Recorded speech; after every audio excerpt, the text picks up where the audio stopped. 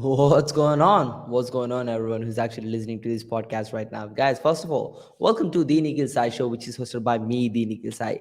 And guess what's going on today? We are back with another amazing two Karma Club interviews. So make sure to stick around, guys. This is going to be crazy.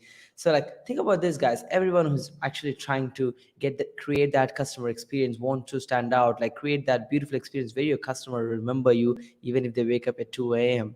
Right? If you want to create that experience, you should be trying a different marketing angle. Right? You should be focusing on creating a real experience where they can get something in the hands. Right? So today, the guy who's actually joining us is expert when it comes to creating custom boxes which will be delivered to your customers. He's been helping dozens of Two Karma Club owners to scale their businesses by creating a custom box transformation to create this experience for their customers, which is going to transform the brand value to a different level. So, guys, let's not waste any time and actually let's welcome Mark Stern, founder at Custom Box Agency. Hey, Mark. Awesome. Hey, how's it going? It's going great, Mark. How about you? Good. I'm excited to be here, Nikhil. So thank you. Really, this is going to be fun. So uh, I'm, 100%. I'm all yours. Absolutely, Mark. We are pretty excited. Thanks for joining us today, brother. So, Mark, we would love to start with your backstory. How did all of this crazy journey started? How did you get into these custom box transformation programs? It's really funny because it was never the intention to have a custom box agency in a million years. So I would joke with people to say I grew up in Alabama and I was like the poster child for corporate America. I had the dream job after college and then went back and got my MBA at Duke and had like the big corporate job for a big corporate consulting firm and was told that like this is the pathway to happiness. And I found myself, it was 2012, I graduated with my MBA, and I was $165,000 in student loan debt. And like a year or two later, was exposed to the digital marketing realm by going to a conference that was an accident of why I went there. But it kind of made the world that I lived in, like my bubble burst, because everyone I knew at that point was just like me. And when I was exposed to all these like digital nomads, digital marketers, people living life on their own terms, it just was such a disruption from the traditional corporate American path that, it was one of those of like, it was years of battling, like, how do I make this transition out of corporate America? And is it an irresponsible thing for me to do to like be so far in student loan debt and also, have a good paying job to go all in on something that I didn't know what to expect. But it took me literally 6 years. And a lot of this is mindset because I actually paid off my student loans faster as an entrepreneur than I ever did when I was having a corporate job. But I started the game in the virtual event space.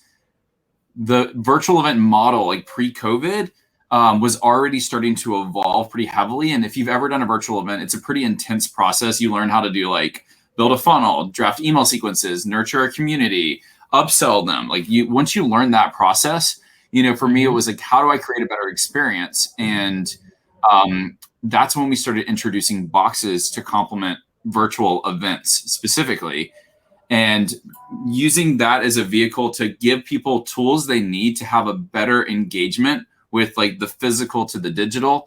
And people just started asking me, how are you doing this? And all of a sudden I'm starting this business on boxes and then this other business on virtual events. And then COVID happened. And my mentor, Bart Miller, like I cannot say enough about Bart. He challenged me and he said, I came from a world in corporate America that they celebrate you being a generalist, but in the digital marketing space, you're not celebrated for being good at everything. You're celebrated being good at and known for something.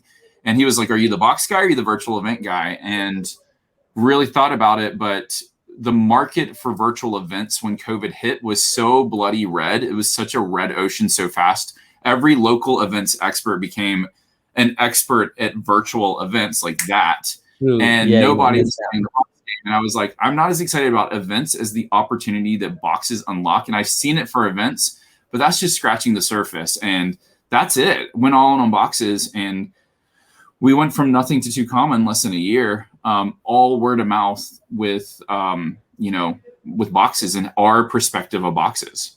Wow, Mark. That was transformational, right?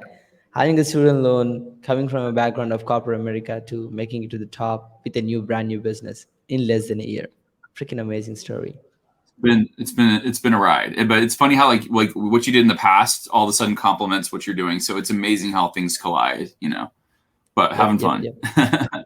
Yeah, absolutely, Mark. And yeah, I think it comes down to the passion you have around this box thing, right? Like because you've seen these boxes kind of really transform your business, and you kind of helping other business owners like your friends, and word of mouth clients actually blowing it up, right? So, Mark, let's get to the next question. This would be fun to answer.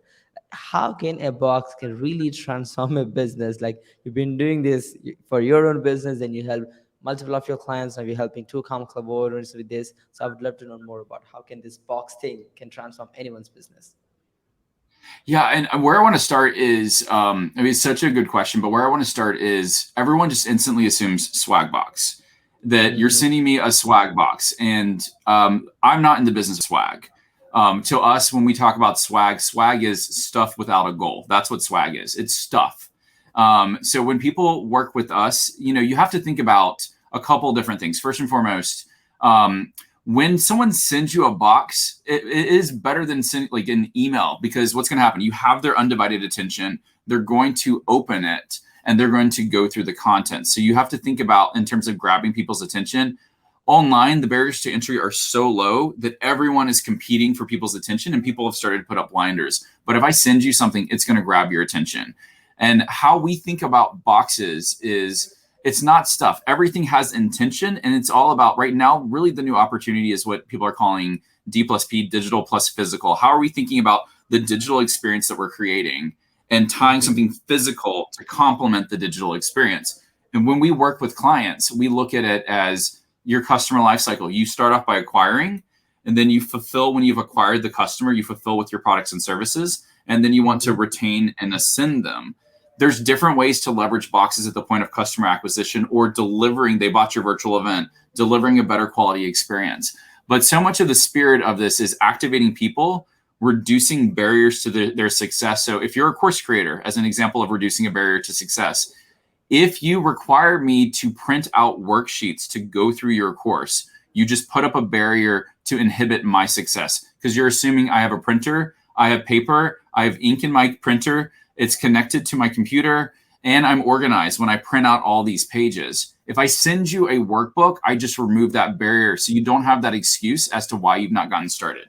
So when we think about experience inside a box, part of it is, how do I give you what you need to be successful? How do I make it easy for you to have the outcome? If I know as a trusted mentor, I've given you everything you need to have the transformation as to why you bought my program, then my conversation trends. It's no longer about go get these things. It's a conversation about mindset. How do I rewire your mindset to get you to take the action as to why you bought my program? Because I know I gave you what you needed. So that's kind of how we start to think about boxes. People want to be celebrated. People want to be recognized. People want to have fun. A box experience can do all of that in a way that a digital only product can't. You don't unbox a digital product. 100%. I mean, like, we know the ratio of people buying digital courses and completing them. It's not right. But when it comes to actually a physical product getting delivered, like you can see 99% of them try to at least open and have a hands-on experience with a physical box, but because they're curious on what's inside it. Absolutely. Yeah. Physical Yeah, I experience mean, beats up the digital one for sure.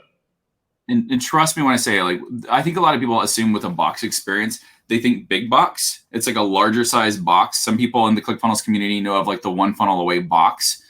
We Mm-hmm. probably sell more and deliver more small boxes, almost like the size of a book, because there's so much Wow. that you can do with that. And a small box may average 15 to 25 bucks hard cost. If you're selling $1,000 program, I would trade you 15 to $25 any day of the week, $4,000 and higher completion rates, and giving people what they need, than a product that, typical right now we're seeing completion rates at about 3%, which to me shows you that how do you make a better course? Have a 3.1% completion rate, have a 3.5% completion rate. But at the end of the day, to me, it says the system's not working anymore. We need a new opportunity because to me, I don't build my products and services and serve my people for 3% of them to have a result. I want all of them. If you're going to buy my products, I want all of them to get what they hope for as a result. I want to be your trusted mentor, because when I ascend you and I can serve you at a higher level, I know you're going to continue to invest in our movement. That's it.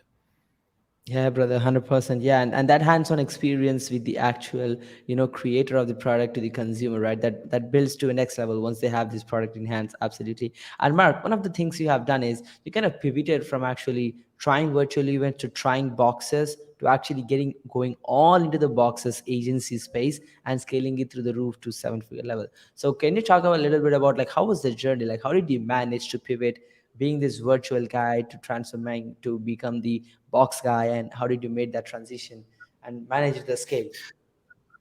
It's so funny because I don't know. We've been having so much fun with boxes with our clients that most of the clients who work with us, it's not about one box build out. I think once they get it and how we think about it, they're launching multiple boxes. Wow. And that's kind of what we want because it's about how they serve their customers. So like if you see behind me, there's a bunch of tiles. The reason we've Mhm. turned all of our boxes and started to take over our office with different box tops is because every box represents a transformation of how they're serving their customers. Why I got 2 Comma Club Award and why it's behind me is that I got it because of the transformation they're having. So each of these, they've generated millions in their business. And that as a result has translated to us getting to that 7-figure journey in our own business. But it started with helping them better serve and better deliver to who they serve. So for me, it's been interesting to see because I've just been nerding out to the outcomes of what our clients are doing. We've seen clients double conversion when they introduce the box on the front end and then Wow. double their conversion rates on the back end, which 4x'd the value of the funnel. We've seen some crazy things all because they created a differentiated experience. For us in my Ooh. own path, the thing that's cool about it is we did do it via word of mouth. We've never invested in paid traffic or paid ads. But with a physical component, the second a box drops, people start to ask who did this box because we really pride ourselves on that experience. So we've been able to grow via word of mouth because every time we launch a new box, our calendar fills up with more discovery calls of other people. And the people we work with, because of how we serve them, they become our greatest advocates to grow our business because when others are saying, like, who did this, we don't even have to sell our product anymore. If people see what we do, then for them, they're already all in before I even get on the call with them, which is great. And it's just, to me, I think it's a good lesson for all of us around the importance of, taking pride in what you do. Because the more pride you take, my clients know that like they mean everything to me and how they can better deliver and serve their people is everything for our business. They make it so easy for us to grow and so easy for us to share what we're doing. So especially, now it's about how do we get to the 8-figure and the 9-figure with this business because we see the impact of it. It's the bigger we Wow. can scale this business, the more people we can serve. That's it. 100%, Mark. Yeah, like that was hands on. Absolutely love it. Like the way you're actually taking care of your client and the way you're actually managing your scale is Yeah. absolutely amazing, brother.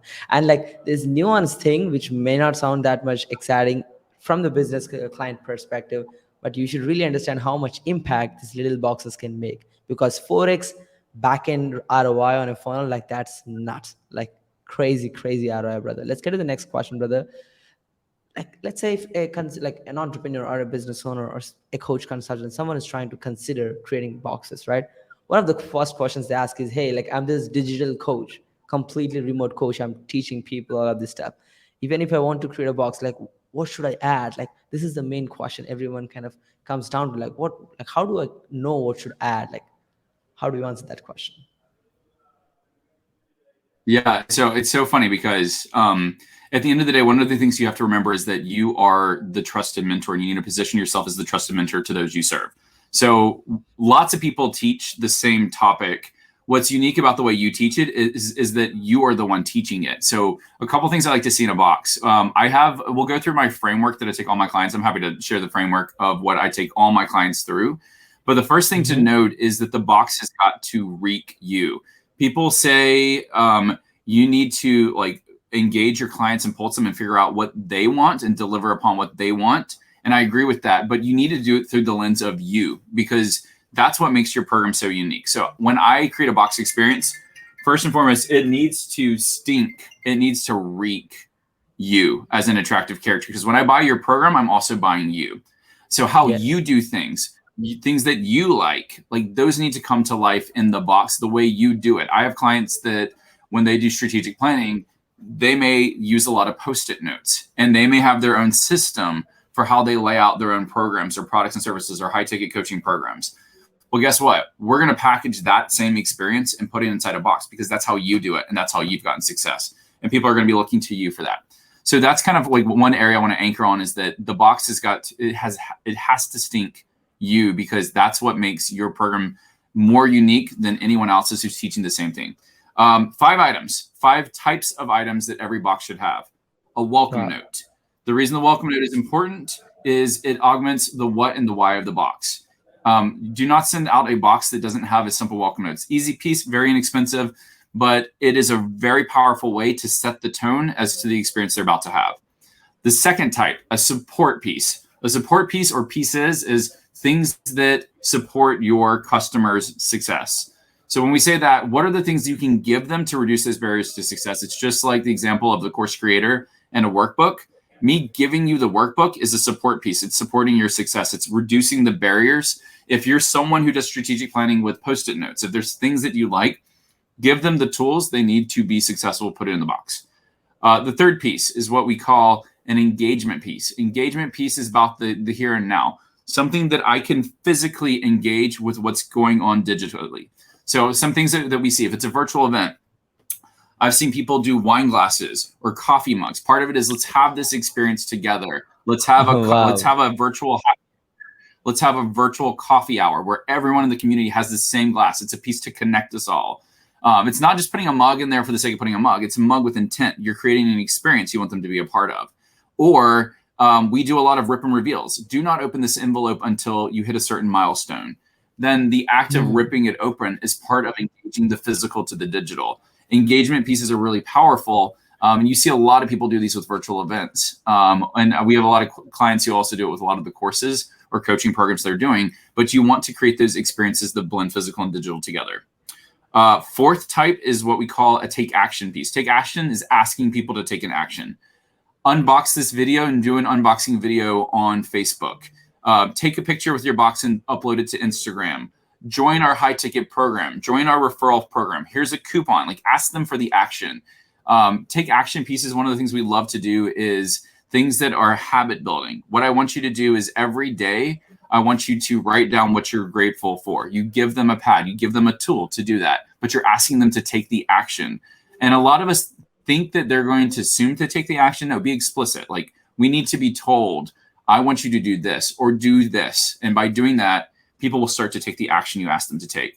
And the last piece, which I think is the most powerful piece, is what I call a story piece. A story piece is something you stick in a box. It's insignificant when you see it. But once you know the story behind it, you are more connected to the individual. And part of it is one of the programs we're about to launch, and I'll show you one of our story pieces that we're releasing. But we're about to launch this whole campaign that is called Start Here, which is an acquisition play with boxes. But one of the things that we put in there is a 10 a minutes. And part of why we do this is when I talk about experience, you experience through the senses. But this 10 a minutes, why this is also a powerful story piece, is the image on it is a picture of me and my dog. And this was the first memory. The day I put in my notice of leaving corporate America was the day that my dream dog, and you can also see, I think there's like a pillow version of her back there that a client sent me. But it was the day that my dream dog. I always dreamed of having a dog, came into my life. So when you hear me tell the story of transitioning out of corporate America, it's all about connection. And I can turn the story as to why, making the decision to bet on me is one that also allowed me to serve more people and really get into me. But you don't know it until you know the story. This looks just like an image, but until you know the story, I can share the juxtaposition of me wearing this outfit and my dog wearing that bow the day I picked her up and the day that I had her for the first time. So story pieces come in many different ways. It's, again, insignificant when you see it in the box. Once you know the story, you are more connected to that influencer than ever. So 5 pieces. Where are they? There you go. 5. Welcome, support, engagement, take action, story. Those are the things that I usually look at. And notice that none of these are swag. And the reason for that is it's okay to put swag in a box, but I want stuff with intention. Like, we can turn any of those elements into a piece with intention by fitting it into one of those 5 categories. Yep. Absolutely, Mark. I think that was on point. And now, guys who are actually listening to this podcast right now, you know what to add in your own box, right? And you need to think about how you can convert your usual swag into intended piece of physical product, which can build more relationship with your customers. That was absolutely brilliant, Mark. Thank you so much for giving away your framework here. And Mark, can we talk a Yeah. little bit more about like what kind of outcomes delivering the boxes bring to the customers? Like how does that look like once you start giving away the boxes? How does that look like in the customer standpoint? Yeah, it's so funny because, and I don't think I like, sometimes I don't hear from our clients' customers because I hear it directly from our clients. I just went to an Mm-hmm. event for one of our clients, and we've been delivering boxes for her community for months now. And Mm-hmm. especially during the age of COVID, this is a community that's very tight knit that would see each other in person once a quarter. And they like the amount of gratitude and appreciation this community set. Like they all came up to me, and this is what for me reminded me of why I do what I do. But for them, they were so felt so disconnected from the world and so disconnected from the things they loved as a result of COVID that when they started to receive these boxes, they started feeling connected back to the community. And for them, it was the Wow. piece that they needed to feel more centered into like the things that they were missing in their life at that time. And then to see them interact digitally, all of their friends in the community, when they'd all come together for different experiences to bring them together, were playing with and interacting with the tools and the stories that we created with the box so they can have different types of memories and still feel connected, because the box was the unifying mechanism that when we're all over the world, this one box is the thing that can unify us all because we are the only ones who have this experience. So like the outcome of delivering, it's so powerful. You can't do that with a digital only product. And then there's the organic nature of it, that you get your audience to start selling your product for you, because when people get a cool experience, the first thing they're going to do is unboxings. Russell Brunson talks about like the 7 different types of box videos that you can do. Unboxing videos is one of the most powerful forms of videos out there, and people love to sit there and talk about. I have videos of people talking 4 to 8 minutes about one box of mine, selling to everyone else why they need this uh, box, and that is a powerful outcome of delivering that experience. You can't get that with a Facebook Absolutely. course. You can't get that with a 100%. product that's. Yeah. Absolutely, Mark. That was transformational. I think people, I mean, business owners really need to admit the fact that a digital only experience has less retention. If you just bump that with a small digital physical product, like adding a box, that can exponentially increase the relationship between and create the customer experience to the next level. That was absolutely amazing, Mark. Love it. And Mark, let's get to the next question. uh, This would be so much fun to answer. Like you've been actually managing so many clients, helping them to fulfill this box as you have like delivery systems and people who manufacture this and all of this jazz, right? Your clients, your customers and everything, tickets, support tickets and all. So I would love to know more about like what kind of tools you use to manage your projects and clients for productivity. Yeah, so there's a couple of tools that we love to use in our business. First and foremost, for communication between team and clients, love Slack. Slack is something that we integrate daily. It just allows for fast response. So all of our clients will be in our Slack channel. They have direct access to us. One of the most powerful tools for communication. For project management, we love ClickUp. ClickUp is just a very powerful tool to understand who's doing what at any given point in time and having that transparency. So as we start to grow, all of these systems are ones that we're constantly reevaluating to say, how do we provide more automation and streamline more of our processes? So that's, I would say, hands down, so much of our business is reliant on those 2 tools alone. Email to me is just this just dumping ground that I'd say good luck if you send me something via email. But I feel like those are like the biggest tools we use. Of course, we use G Suite, or we have our own file structuring system for clients. We have a lot of accelerators that we put in place. But I would say to manage projects, ClickUp and Slack are probably our 2 most powerful tools. Awesome, awesome, Mark. Thank you so much for giving away the access to your tool vault. Let's get to the next question, brother. So, like, when you pivot your business from virtually to this box business, right? It's interesting. Like, I would love to know more about like what kind of routines do you follow right now as you go along with your business in a different style way. Yeah, what a great question. I I am not someone who likes to pull all nighters by any means. I love to work, which is probably not a good thing because I just love what we do. But for me, I have learned that I don't know. I used to joke that um, my subconscious is smarter than me. And so anytime I'm like, I know I'm on the verge of a breakthrough, one of my favorite things to do is to take a nap. And it sounds crazy, but like a 20-minute nap, for whatever reason, anytime I'm like, I don't know the answer and I don't know how to solve this problem, if I close my eyes and slow my brain down for just a few minutes, I always wake up with the answer. So napping is just something I love to do. And I just know that it's a trigger that my subconscious is like 10 times smarter than I will ever be. So I just let him tell me, exactly what I need to know. Aside from that, I think that it's important to have some type of meditation reflection exercise that you do. So in the first thing in the morning, or when you feel overwhelmed, to be able to go outside and just breathe in fresh air, drink some water. Those I think are just critical practices that every entrepreneur should do. But I would probably say that napping is just like, I don't know, if I had a secret weapon, it's not that exciting, but napping for whatever reason, I find if you ask yourself the question, like, what am I trying to figure out for whatever reason? I've named programs, I've built products, I've solved crazy things that when I thought that the world was coming to an end, I nap and then boom, I have the solution and then rocking and rolling. Yeah, absolutely. Yeah, like that is real, Mark. Like absolutely, like having a quick 20 to 30 minutes nap, like that's gonna hit that refresh button. As an entrepreneur, you are always wind to this business and you need that refreshment once in a while to make sure that you're popping up with those ideas. Love it, Mark. Love it. So, Mark, you've been starting, as corporate America, and you transition into this freedom lifestyle of getting into this abundance and generational wealth, kind of building your own business and stuff like that, right? So if there is an option or if there is a chance to go and talk to a 20-year-old you, the young you, or someone who's just getting started, what will be your number one suggestion for them? Yeah, I think that the greatest thing I've ever learned is, and for me, it's the one thing that you second guess because I think we have the tendency to use our brains more than our hearts.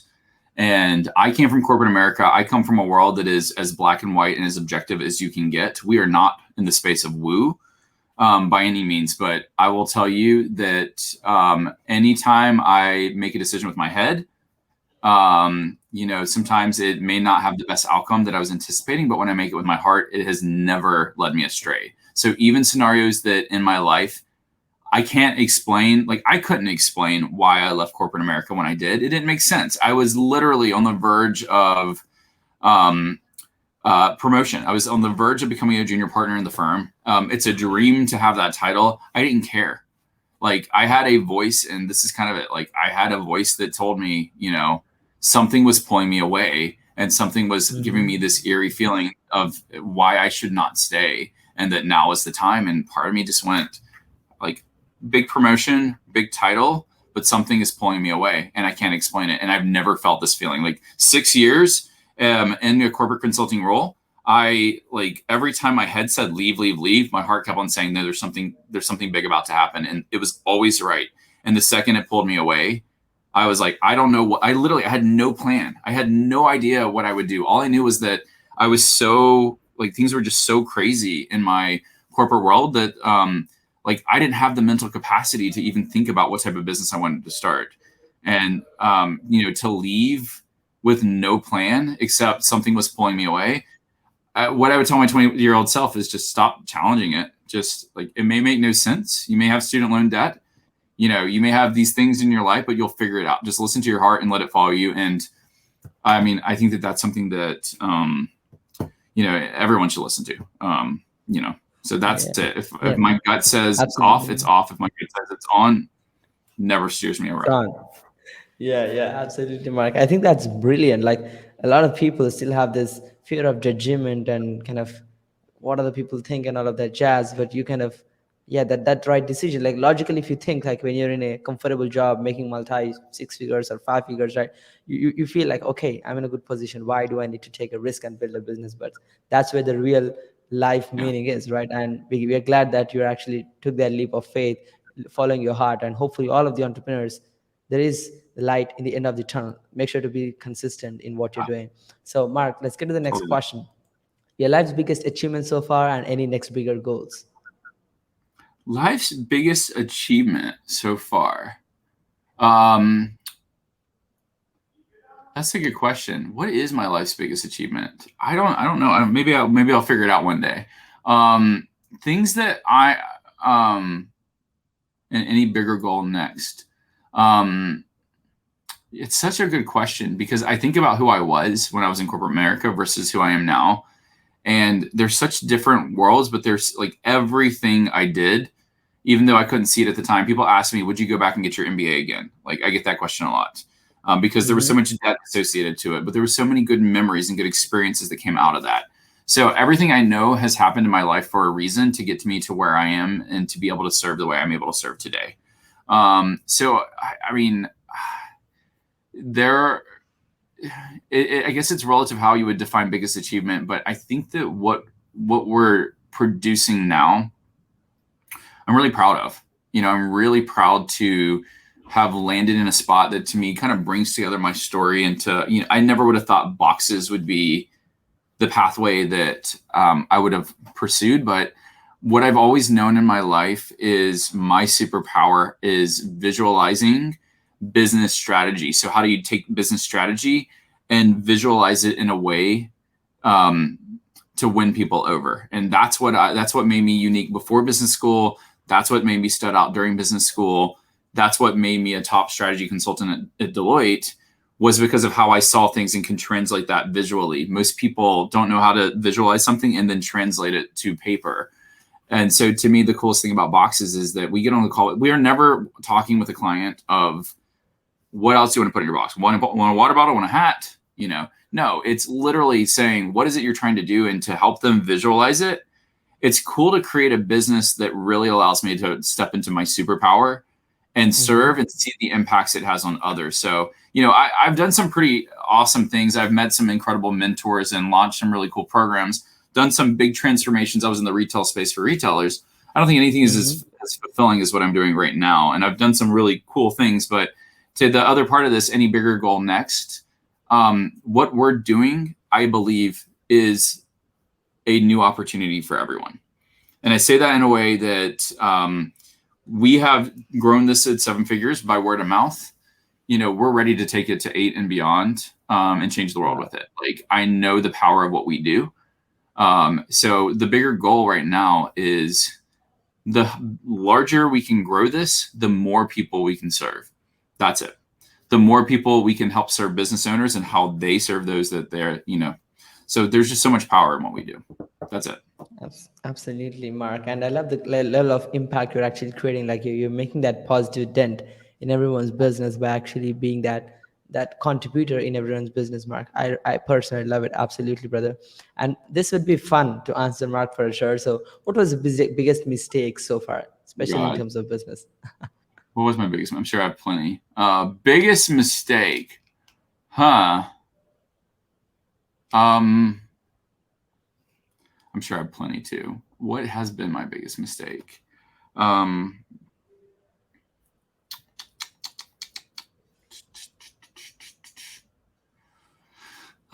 It's interesting because I would have said, part of me always tells myself, I wish I would have left corporate America earlier than I did. But at the end of the day, I had the experiences I had because I stayed, and I would not have had. The last 2 years were a dream come true. So as much as I would love to have said I would have started this journey earlier, I think, okay, I do have one.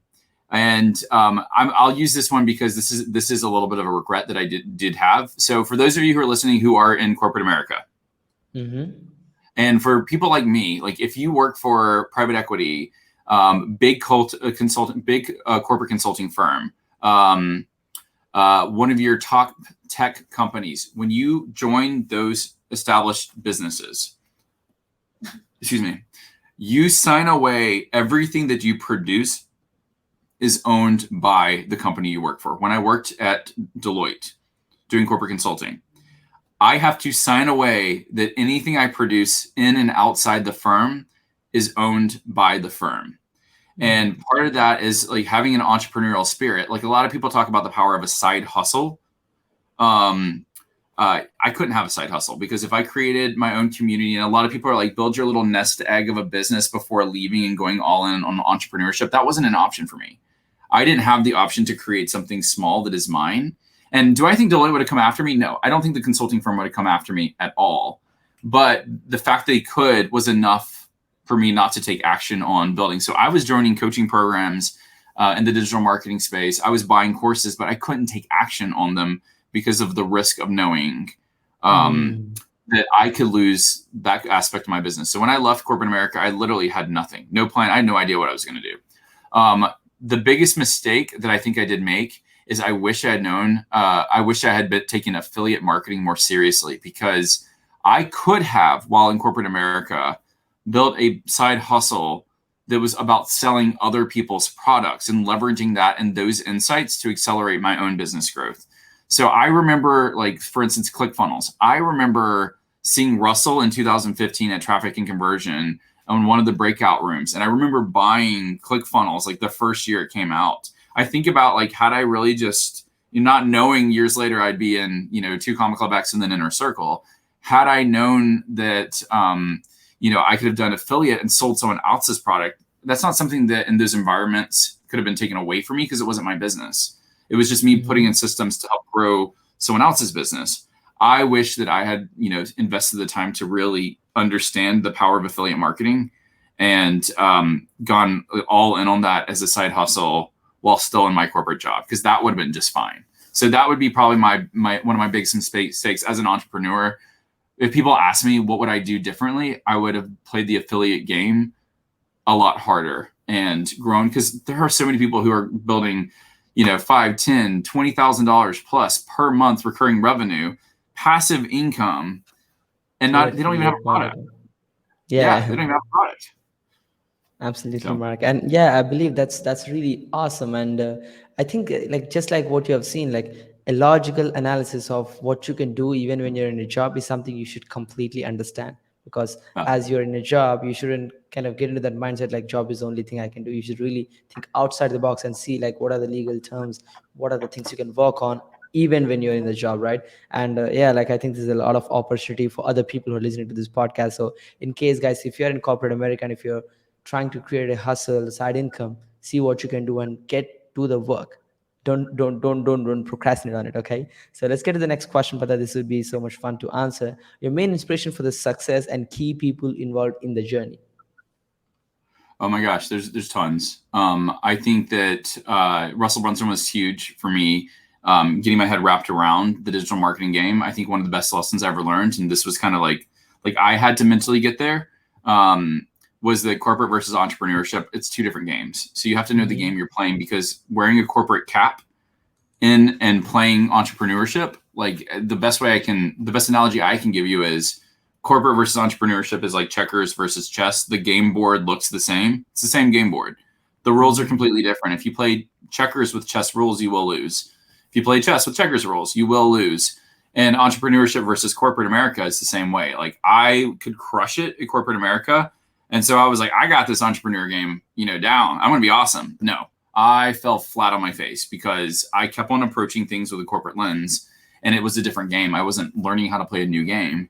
The second I learned how to play a new game, the cool thing is then I can layer on the strategies I've learned from corporate, and that became a differentiator for me. And that's true for anyone.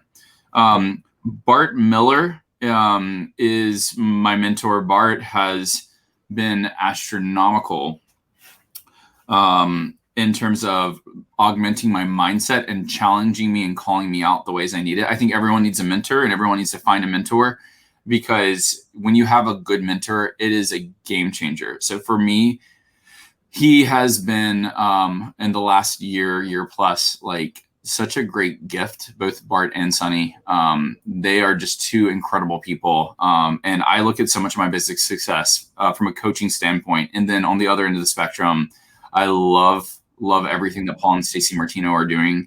I think that they've been such big believers in our mission that, to see on both sides of the equation, those are 2 mentors that I look at that I'm eternally grateful for. But more importantly, the legacies that both of those people have left, they're changing lives. And for me to find mentors that have the right heart and are having the impact they are having, and surrounding myself with that, more grateful than you can ever imagine. So that's one thing. Everyone needs a mentor, and you need a mentor that can rewire your mindset and get you to take action in the way that you should for your business. Yep, absolutely, Mark. And yeah, that was transformational for sure. And a lot of people should realize that if you're stuck, that means you need to find someone who was in a similar position like you and who successfully kind of accomplished what you want to accomplish and get their mentorship, right? And Mark, I believe there are probably a bunch of people who are listening to this podcast right now who might need your help. So where can our audience find your mentoring? How can they get into your mentorship? Yeah, so a couple things. You can always join my Facebook group. It's called Custom Box Central, and it's all about monetizing experience by design. You can check out our website at www.customboxagency.com. We try and keep our naming very simple, but that's where you can find out more about our services. And always feel free to look me up via Voxer or Facebook Messenger. You can message me on Facebook. If Facebook's working, you can message me on Facebook Messenger. Yeah, we hope, fingers crossed. Let's see what's gonna happen. But yeah, thank you so much, Mark. And guys, I'll add the links which Mark just mentioned in the description, so make sure to join the Facebook group Custom Box Central, as well as check out customboxagency.com, his website. And Mark, it was tremendous having you, brother. All the stories you mentioned, the journey, the kind of learning curves you had, and kind of ups and downs, and all of the like perspective you had over the business was absolutely tremendous. Any last word before we conclude the entire podcast session for today? Yeah. Oh, so by the way, thank you. And thank you for having me on. This was a blast. So really do appreciate it, Nikhil. I think the only thing I would leave with is so many people in this game, I feel like they build a business where they lock themselves in a room and, create a bunch of content, put it out there, and then just hope that, some people will like it. I feel like I see that a lot. But the one thing I will say is, building content and building products together is one of the easiest things to do. So don't be afraid. Like right now, we are building content. We are building products. For me, if I'm building a product suite or a new offering, I'm going to reach out to my friends to see, like, would you be open to doing a workshop on a special topic that we know can deliver value? So I know I could deliver it in one way, but it's going to be so much better when I bring in another mind into that experience. So don't be afraid to reach out, because creating content with someone else, one, it's easier in my opinion.